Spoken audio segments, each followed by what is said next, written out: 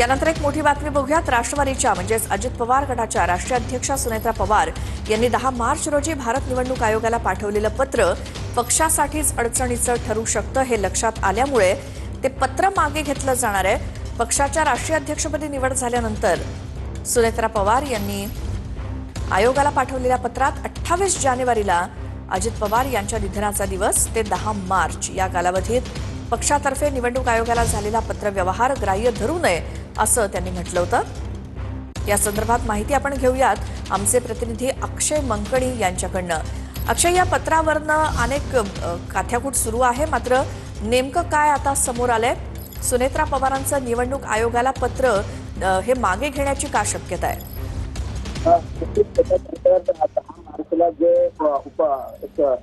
सुनेत्रा पवार यांनी निवडणूक आयोगाला पत्र लिहिलेलं होतं। त्यामध्ये त्या पत्रात स्पष्ट आणि थेट उल्लेख केलेला होता की 28 जानेवारीपासून ते 10 मार्च पर्यंत राष्ट्रवादी काँग्रेस पक्षाच्या संविधानात बदल करण्यासंदर्भात जे काही पत्रव्यवहार झालेले आहेत ते सर्व पत्रव्यवहार रद्द करण्यात यावे अशा पद्धतीचं मजकूर जो आहे तो 10 मार्चच्या पत्रामध्ये लिहिलेला होता आणि ते पत्र निवडणूक आयोगाला सुनेत्रा पवार यांनी पाठवलेलं होतं।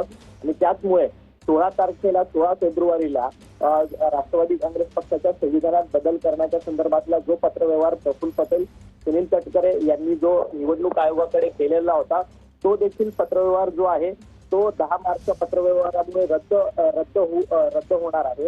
आणि 16 फेब्रुवारीच्या पत्राच्या आधारावरती तर राष्ट्रीय अध्यक्ष सुनेत्रा पवार यांची पक्षामध्ये निवड झालेली होती आणि त्याचसोबतच पार्थ पवार यांनी राज्यसभेचा उमेदवारी अर्ज जो आहे तो पक्षाच्या एबी फॉर्मवरती भरलेला होता। त्यामुळे जर 16 तारखेचं बिलकुल अक्षय, धन्यवाद या माहितीसाठी।